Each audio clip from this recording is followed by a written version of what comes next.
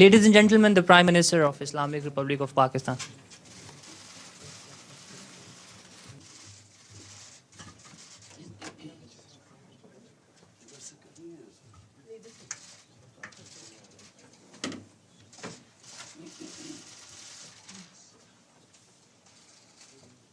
On? On? Oh, you start.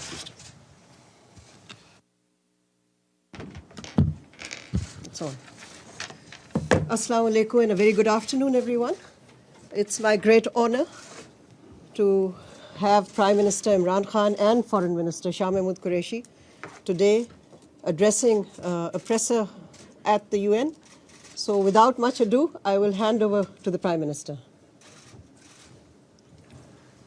Bismillah ar-Rahman ar-Rahim. The main reason I came to attend the United Nations General Assembly was to highlight the plight of people of Kashmir. There are a lot of problems. We are trying to fix a lot of things. Pakistan faces challenges, and so therefore I would not really have come out at this time. But I came out to New York only because I felt that unless we highlight what is going on in Kashmir, the world is not going to know. Neither will the people know the oppression that is going on, nor will the world understand that this is just the beginning. It's going to get worse. And there's a potential that two nuclear-armed countries will come face to face at some stage. So hence, I felt that it is extremely important that we highlight what is happening in Kashmir amongst the world leaders and a forum like the United Nations General Assembly. Today, 50 days, people of Kashmir have been locked down by 900,000 soldiers. For 50 days, there's no news coming out of Kashmir. There's a total news blackout. I have met Kashmiris in New York who have complained that they can't get in touch with their families. They don't know what's going on. We know of mass arrests. We know that the entire leadership of Kashmir, even those leaders who were pro-India, who wanted to be part of India, even those Kashmiri leaders are now somewhere in jail in India. We know that young people, boys, have been picked up. We know that the hospitals are not functioning. One of the members who came to see me, who belongs to Kashmir, told me that his relative suffers from dialysis, has kidney problems, so has to have dialysis, and he's fearing for his life. So basically, my whole point of saying of coming here was to highlight this. This is unprecedented. 8 million people in an open jail is unprecedented in this day and age. And then this nonsense that this is a part of India, so the world should stay out. Just to remind the world that there are 11 Security Council, UN Security Council resolutions that recognize Kashmir as a disputed territory and which gave the right to people of Kashmir the right of self-determination through a plebiscite to decide their destiny. That right has been given to the people of Kashmir. For 70 years, this plebiscite never took place. And then unilaterally, this BJP government has annexed Kashmir. They have gone against their own constitution. They've revoked the constitution of Article 370. And so what we fear now, I mean, the next point is what is going to happen. What we fear, and which is the stated aim of the BJP government, that they will change the demography of Kashmir. To change the demography of an occupied piece of land is against the Fourth Geneva Convention. It's considered a war crime. And secondly, the biggest worry is what happens once the curfew is lifted. We fear with 900,000 soldiers there will be a massacre. And that's also what we are trying to tell the world community, that they must act on it. And my other fear is that India, for whatever is happening in Kashmir, will blame on Pakistan. Last February, there was a Kashmiri boy who blew himself up on an Indian military convoy. The parents of the boy said that he was radicalized by the security forces on some checkpoints or something. Nothing to do with Pakistan. Yet Pakistan was immediately blamed for it. I went on air and said, if you give us any proof that Pakistan is involved, we'll take action. Before any proofs could come, the Indian jets arrived. They bombed us. In retaliation, Pakistani jets went and bombed India. On their way back, they were chased by 2 Indian jets who were shot down. Immediately, we returned the pilot who fell in Pakistan, and we returned to India. But unfortunately, that was treated not as a gesture of peace, that we didn't want escalation between 2 nuclear-armed countries. It was taken as a sign of weakness, how we were scared of the might of India. And the sad fact is that unfortunately, India today is governed by a racist, a Hindu supremacist, a party, RSS, which was banned in India 2 or 3 times as a terrorist organization. RSS was responsible for the assassination of Mahatma Gandhi. Prime Minister Narendra Modi, who is a life member of RSS, was responsible for the pogrom which took place in Gujarat, where 2,000 people were butchered, burnt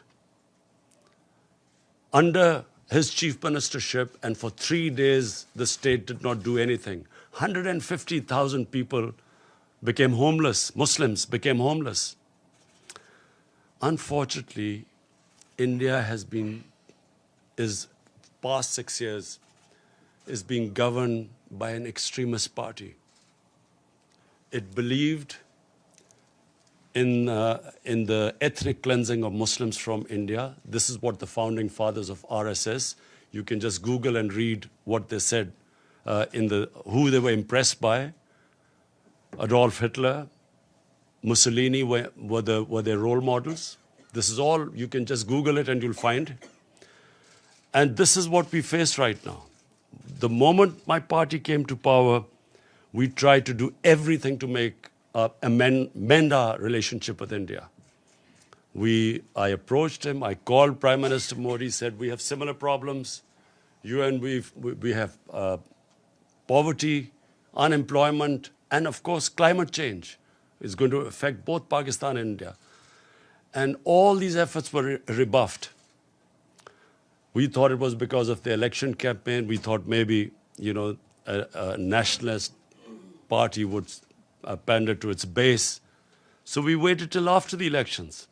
And once the elections were over, we again approached them, and then we found that they were trying to push us into the FATF blacklist to bankrupt Pakistan. That's when we realized there was an agenda. And of course, on 5th August, the agenda came forward. They do not consider Muslims as equal citizens. Neither do they consider Christians as equal citizens. They do not believe in the Nehru-Gandhi secular, plural Indian society. India is changing, has changed in the 6 years. I know India. I have friendships. I know through cricket, I know the India of Nehru and Gandhi, and I know what is going on now. So I'm alarmed, and I think the world leaders need to know. I've spoken to the world leaders. I've spoken to President Trump. I've spoken to Boris Johnson, the British Prime Minister. On telephone, I've spoken to Angela Merkel, to President Macron of France. I've spoken to the Muslim leaders. And this is the time for world to act before this goes too far. Because this is the first time after the Cuban crisis, two nuclear-armed countries are going to come face to face. And what we fear is already the statements that are being given, that terrorists are being lined up on the borders of Kashmir, waiting from Pakistan to go inside. What sort of a nonsense is this? What possible benefit is Pakistan going to have now sending in terrorists when there are 900,000 security forces there? All that will happen is that there will be more oppression on the people of Kashmir. Why would we want to, what will we achieve from that except Pakistan will be blamed, and secondly, there will be more oppression of the people of Kashmir. But this is typical. I've heard Prime Minister Narendra Modi talk about this, that Pakistan should stop terrorism. What is worse than this sort of state terrorism that is going on? How can anyone justify 8 million people locked up inside? What justification could there possibly be for this? For 50 days? Meeting cancelled here. Anyway, I hope that, by the time I leave here, I will be able to apprise everyone of the situation. I also want the United Nations they have a responsibility. After all, it is the United Nations Security Council resolution that gave the Kashmiris the right of self-determination. And what is happening to them right now, responsibility lies on the United Nations too. And also, I think, finally, of the world leaders, the big countries, the powerful countries, I would urge them to look beyond big markets. There are certain, if this thing goes wrong, the effects will go way beyond the borders of the subcontinent. And this obsession with big markets and trade and all that, this is serious. And I again repeat, we do not know what will happen after the curfew is lifted. And my fear is that with 900,000 troops there will be a massacre. Yes, Mr. Prime Minister. Wait, Mr. Prime Minister. Michelle from Reuters, please go ahead. Thank you, Prime Minister. Michelle Nichols from Reuters. On behalf of the UN Correspondents Association, thanks so much for the news conference. There was a report earlier, as you said, you met with President Trump yesterday. There was a report earlier today that President Trump has asked you to mediate between the United States and Iran. Is that true? Can you elaborate? Has President Trump asked you to take a message to President Rouhani? Before President Trump, I stopped over in Saudi Arabia because of the drone attacks on their oil facility. And I spoke to Prince Mohammed bin Salman, and he also asked me to talk to the Iranian president. He knew I was meeting him. And so also President Trump asked me that if we could de-escalate the situation and maybe come up with another deal. So I did convey this, and yes, we are trying our best. It's an ongoing thing, so I can't reveal more than that. So, sorry, just a quick follow-up. So, yes, you are now mediating between the United States and Iran. And when did you speak with President Rouhani? I immediately spoke to President Rouhani yesterday after the meeting with President Trump. But I can't say anything right now more than this, except that we are trying and mediating. So how do you think the situation can be de-escalated? I'm hoping that, that there is no conflict. You see, I do not believe that conflicts actually resolve anything. We have the situation in Afghanistan, and here's me on record saying that I was anti this the whole war in Afghanistan and Pakistan becoming part of this war. And I was told both times that, look, the war in Afghanistan will be over in a few weeks, and Pakistan will only be involved in it for a few weeks. So, 19 years down the line, we have a situation. Again, by the way, we are still hoping. I've spoken to President Trump. We are trying now to get the talks restarted between Taliban and the Americans. And hopefully, if the deal is signed, which was almost about to be signed, then I would try and meet the Taliban to convince them to talk to the Afghan government then. Because until now, that's where the hitch was. Taliban were talking to the Americans, but not to the Afghan government. So Pakistan is affected by this, by all the turmoil in Afghanistan. We desperately want there to be peace, also for the sake of people of Afghanistan. Also, this would be a tragedy for not just Pakistan, but I mean for all developing countries with their budgets being affected if this war takes place and the oil prices shoot up. It's going to cause much more poverty, so we'll try our best in both cases. Thank you. James, Al Jazeera, and after this, if I can't identify somebody, please identify yourself before you ask a question. James, go ahead. James Bays from Al Jazeera. On Kashmir, I've heard absolutely everything you've said, but I still want to ask this question. You're here in New York. Prime Minister Modi is here in New York. You both had meetings with President Trump. Is there a possibility of face-to-face diplomacy? Is there a chance for diplomacy on Kashmir? Look, before 5th August, Pakistan tried everything. I spoke to President Modi too, saying we have similar problems. Our problem is poverty, above anything. The responsibility of the head of state above anything is to get people out of poverty. And conflict is one that creates poverty.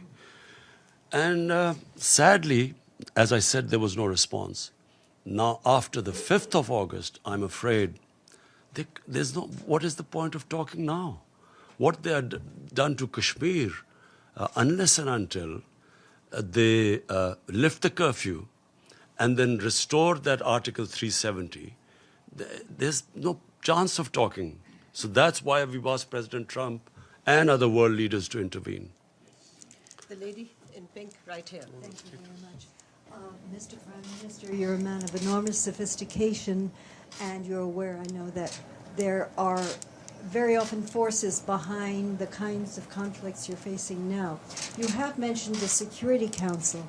Now, one of my concerns, if this issue becomes before the Security Council, is there has been a tendency to attack Islamic countries, Iraq, Libya, and now Syria. And wouldn't it be risky to get the Security Council, with its multiple interests conflicting, involved in this? What would your expectation or hope be?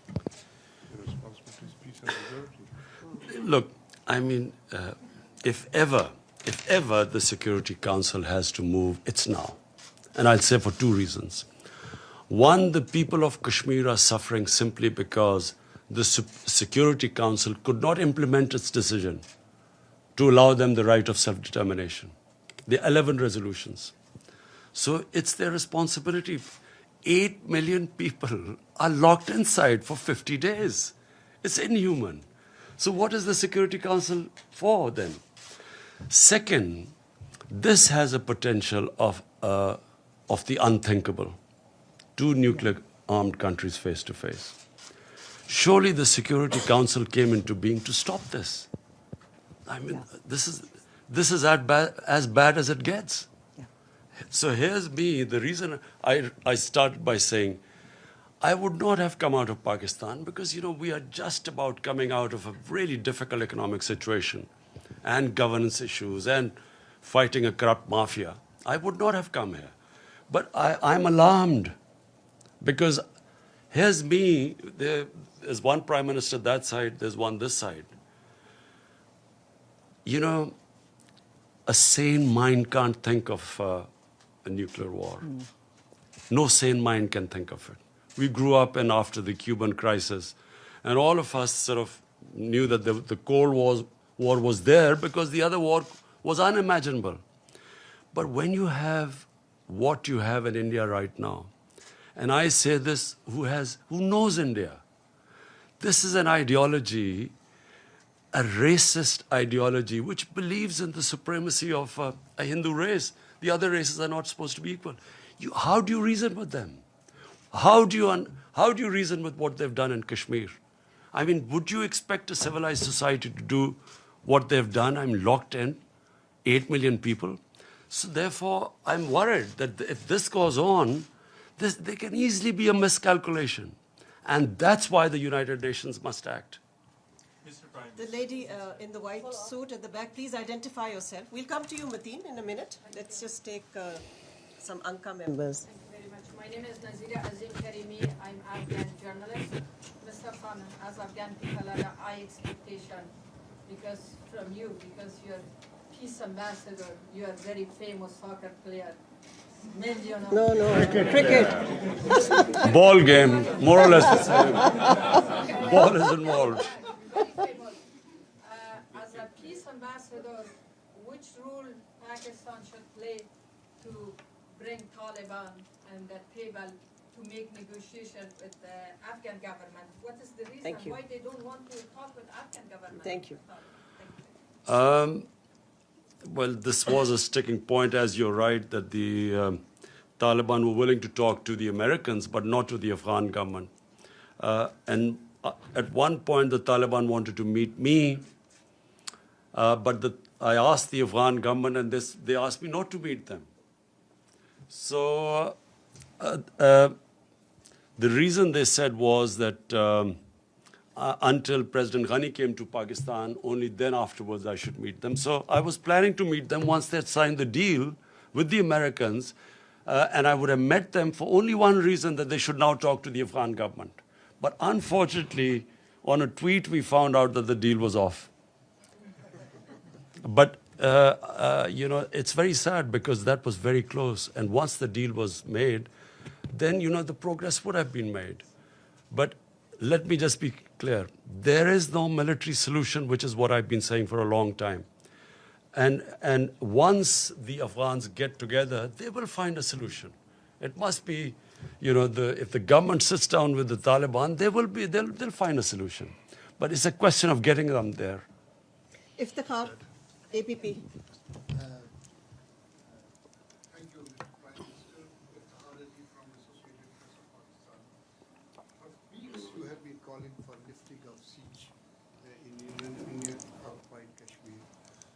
And in this connection, you have met representatives of international humanitarian organizations.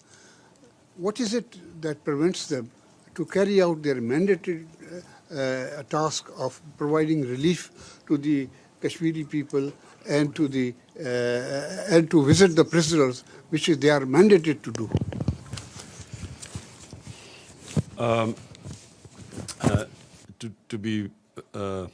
To be absolutely frank, I am a bit disappointed by international community. I'm disappointed first because, if 8 million Europeans were put under siege like this for 50 days, or Jews were put under siege, or Americans were put on siege, well, forget Americans, even 8 Americans were put under siege, but I'm talking about any other. I mean, would the reaction have been the same? They make statements, and there is no pressure as yet on Narendra Modi to lift the siege. So we will keep mounting the pressure. And I will tell the UN, I'm speaking on Friday, I will tell them that if there is a massacre, what are 900,000 troops doing there? When India says that, these Pakistan is sending these terrorists, 500 terrorists, what can 500 terrorists do in front of 900,000 troops? Why would you send 500 terrorists as what they're saying? 900,000 troops are not to fight terrorists. They are to control, intimidate, and subjugate a population. And population, the entire Muslim population, I mean. This is why it is going to have repercussions far beyond Kashmir. Because 1.3 billion Muslims are watching this. Where is the world community? Where is the international community? Where are laws? United Nations Security Council had given them that right of self-determination. And what is happening to them now? So this will have repercussions. It's going to create radicalization. This is going to get worse. I'm flagging it right now because this is just the beginning. Once the curfew is lifted, God knows what is going to happen after that. Do they expect that the people of Kashmir, who've already lost 100,000 people in over 30 years, do they think that just because India has revoked Article 370, they will quietly accept the status quo? They will accept that India has taken over and annexed Kashmir? Of course, this is going to be there's every likelihood of there being a massacre. So the world community will be responsible. Mateen Haider. Can I just add to what the Prime Minister said to your question, sir? The President of the ICRC met the Prime Minister yesterday, and he said that in order to go and operate in Jammu and Kashmir, Indian occupied side, they need permits. They've applied for permits, and they have neither been refused nor been given permits. So practically, they're inaccessible. Yes, Mr. Prime Minister over here, Mateen Haider, Ji, Mateen. So you just expressed disappointment over international community's cold response. But you are saying at the same time you are making all efforts, meeting world leaders. What is the reason India is unmoved? And when you met President Trump, again he said that he is ready to mediate if requested. So when he will be requested, and second part of it, how serious is the threat of attack or adventure from the Indian side, and what is your defense preparation? Do we have the capability to thwart any possible aggression from India with full force? Thank you, Mr. Prime Minister. Look, I'm disappointed because I really feel, now, not as a Pakistani Prime Minister, as a human being, I feel disappointed that how can the world community stay quiet when 8 million people are being treated worse than animals? It's just simply disappointment coming from there. Secondly, I know why the response is lukewarm, and I know why Mr. Modi is not pushed at the moment. The reason is because people look upon India as a market of 1.2 billion people. Sadly, this is what is happening. Material comes over the human. So it's because it's a big market. They know it's wrong. Everyone I've spoken to knows this is wrong. Some are appalled by it. But they keep quiet because in the end they start thinking of a market. But my simple message to all those who are looking at a big market, this can go very wrong. To your point, to your second question, last time when they made Pakistan an excuse for this, a boy brutalized by the Indian security forces who blew himself up, they blamed Pakistan and bombed us. And once a conflict starts between two nuclear-armed countries, and I told the Indian public too on television, I said it will go beyond my hands, or your Prime Minister's hands once it starts. Who knows where it's going to end up? So it's madness to allow this whole situation to deteriorate further, because it's only going to deteriorate. Again, I repeat, what will happen when you lift the curfew? What is going to happen? What do they think that the Kashmiris, after how they've treated them, are they going to quietly now accept India, that India has taken over Kashmir and they'll accept it? I fear there's going to be a bloodbath. And that's when things will start deteriorating very rapidly. I know you all want to ask questions. I'll come to you one by one. The lady in the blue, please go ahead, and if you can identify yourself. Thank you.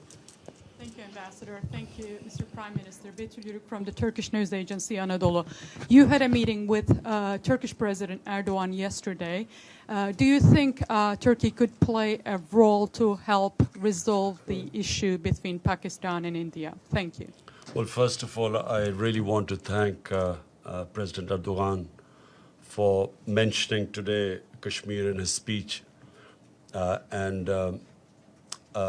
We really feel that I hope that after him more leaders take his lead and at least ask India to lift the siege.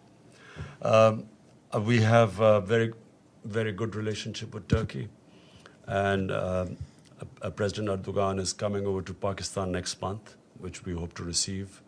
We hope to increase our trade, all sorts of, we're going to have financial agreements with Turkey.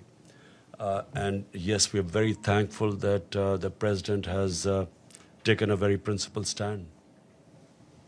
Please go ahead. We'll come to you, sir, in a minute. Thank you. Thank you for the press conference, Mr. Prime Minister. My name is Ibtisam Azim from the Daily Arabic Al-Arab Al-Jadid newspaper. My question to you is, you said that you will keep mounting the pressure. Could you tell us which steps are you going to take? And then to which extent are you afraid that the situation of Kashmir will be very similar to what's happening in the occupied Palestinian territories, where you have a lot of resolutions, a lot of sympathy, but on the ground there is no concrete steps to help the local people. Thank you very much. You see, just like until the Palestinians are given a just settlement, there will always be a problem there. But, you know, of course, Israel is very powerful and probably at the peak of its might. And so for the time being, they've put a lid on it. But eventually there has to be some settlement there, with a just settlement where the Palestinians have a homeland. I think that Kashmir is going to be a bit different. For 30 years, people of Kashmir have wanted this freedom movement has grown. Today, the act done by the Indian government of shutting people in their homes for 50 days has alienated the entire spectrum of Kashmiri public. There were at times people who were pro-Indian and who were, as I say, there were Kashmiri leaders like Umar Abdullah and Mehbooba Mufti who were pro-India. Today, no one will be able to ever get a vote in Kashmir who's pro-India because of what they've done. And they've actually, what the BJP government has done is it has actually told the Kashmiris that you're not equal human beings. They do not consider them human beings. Only, hence, a mindset can put people inside what they've done. And not thinking through what happens once the siege is lifted. I do not think Narendra Modi knows what's going to happen. The gentleman right here. Yes. After this, we are going to have an OIC summit meeting. We will gather all the Muslim countries simply for one thing. The only reason the people of Kashmir are being subjected to this is because they are Muslims. And this is resonating in 1.3 billion Muslims. And it's very important for Muslim world to play its part, because they're only suffering because they're Muslims. The Hindu Kashmiris are not suffering. And that's why it is important for them to take a stand. Because if the Muslim countries don't take a stand for whatever reason, for their own trade or whatever agreements, that's what leads to radicalization when the governments do not express the wishes of the people and when they see injustice. So I hope that, the Muslim countries, we will have the OIC meeting next month. Joseph Klein of Canada Free Press. You've been quoted as saying that Pakistan had originally trained al-Qaeda forces, and also that you regretted the decision by the Pakistani government after the 9/11 attack to side with America against what would then refer to as terrorists. what assurances have you given to President Trump that Pakistan will indeed help in the fight against terrorists, including within Pakistan, that are aligned with the Taliban? Because I believe the second in command in the Provisional Transition Commission or Council that was being considered has significant ties with the terrorist organization in Pakistan. So what kind of assurances are you willing to give? Let me, what I said, and let me explain it in the exact context which I spoke. 1979, the Soviets invaded Afghanistan. 1980-81, the Americans decided to back Pakistan, to back the freedom struggle in Afghanistan.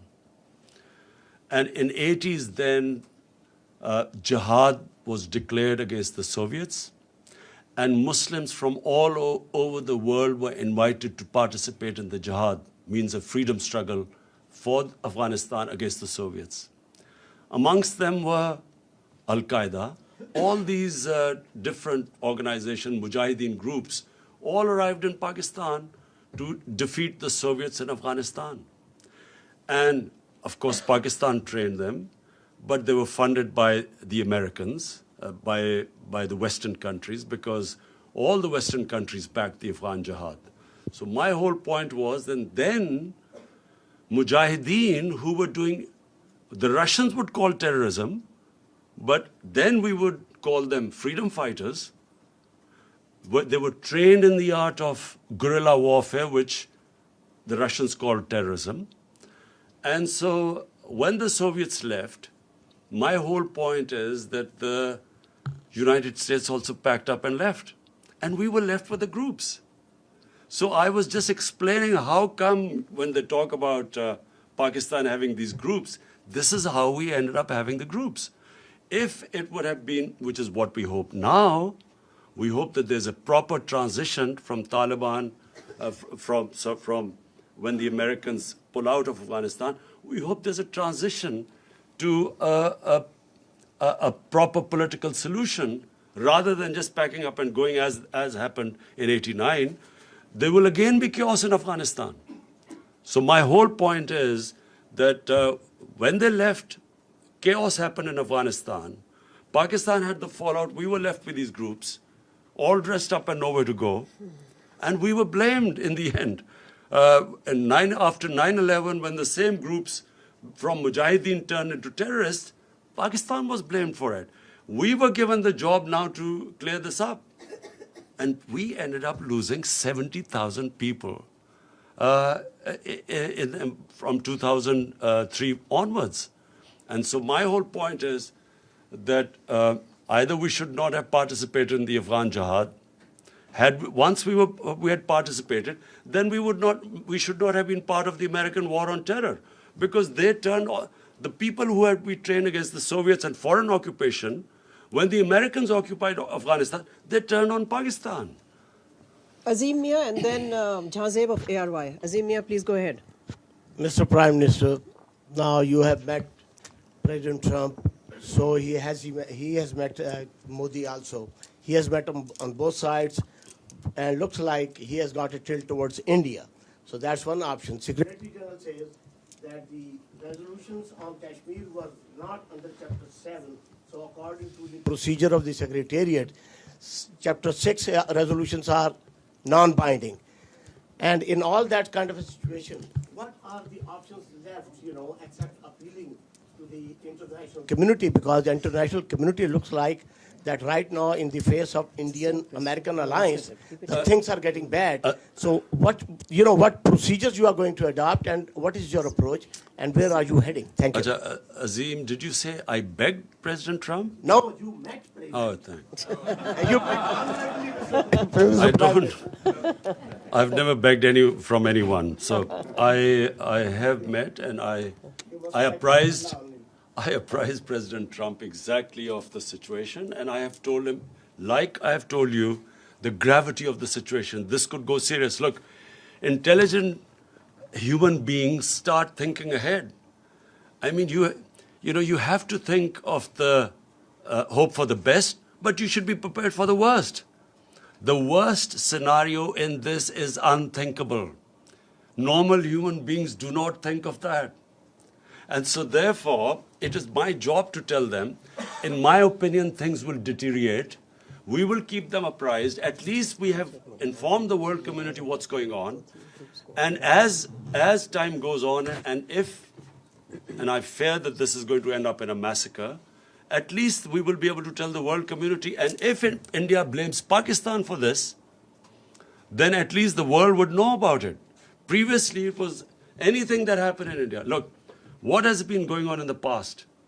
After 9/11, you used that magic word, Islamic terrorism, and all humanitarian rights were waved aside. You could do whatever you like with the people, provided you could term them as Islamic terrorists. And this is exactly what Narendra Modi is doing. This near genocide which he's about to commit, he's blaming it on Islamic terrorism, hoping that he'll get away with it. And that's why it's important for us to communicate with the Western world and civilized world and tell them what is happening. That's why we're telling them, send your own observers and find out what's happening. If India has nothing to worry about, and guess what the excuse of shutting down, putting people under curfew and shutting them in their houses for 50 days, the excuse is that this is to develop Kashmir. This is for prosperity of Kashmir. This is what the Narendra Modi position is. So it's important for us to tell the world, and I know now, I'm satisfied that at least everyone knows. I've apprised all the major world leaders of the situation in Kashmir. The follow-up question is... No, Azimia. No, Azimia. No, there are other people who want to ask a question. Go ahead, Jazeb. Thank you, Ambassador Malia. This is Jazeb Ali from Airline Institute, Pakistan. Prime Minister, like President Trump, Secretary General of United Nations also offered to mediate between India and Pakistan on Kashmir issue. On Kashmir issue. So, sir, you still have to beat him. Sir, will you comment on the role of United Nations? I mean, United Nations also failed to implement its own resolutions for the last many years. So, in your opinion, what's the reason for that? Thank you, Jazeb. Ji, Jazeb, inshallah, you will see that this issue is not now going to die down. You will see in time. Don, Anwar Iqbal or Masood Haider, you decide amongst the two Anwar. of you. Huh?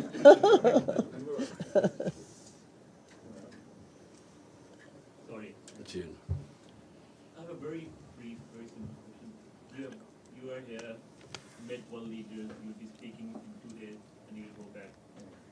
What other options do you have now if the international community does not respond? Look, Anwar, let's be straight about this. What options have we got apart from this? I mean, we can't attack India if, clearly that's not an option. Apart from that, we are doing everything possible. Apart from starting a war, we are doing everything possible we can. We are all the time exploring every possibility. We're making sure every world leader knows about the situation. I will be speaking on Friday as well, and I will try my best to make the world understand. And then media, I'm going to, you see, I believe that the media is very powerful. The Western media, I had meetings last night, and I realized that a lot of them already know what is going on.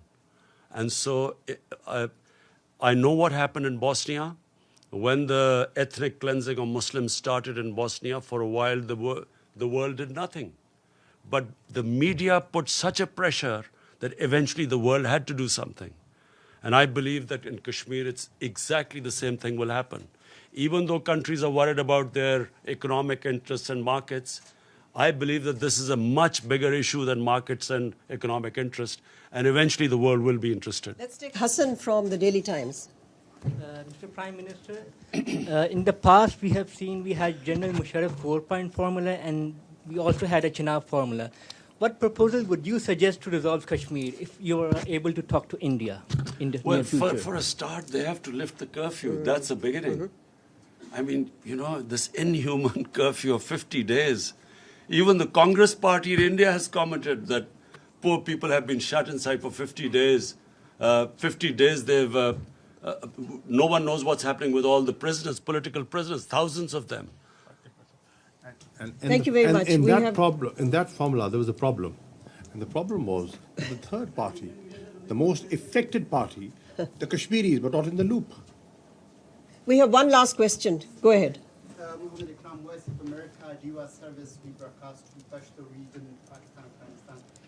Did Trump ask you to play some role or active role in Afghanistan? And did he told you something about to put some pressure on Taliban? And whatever you told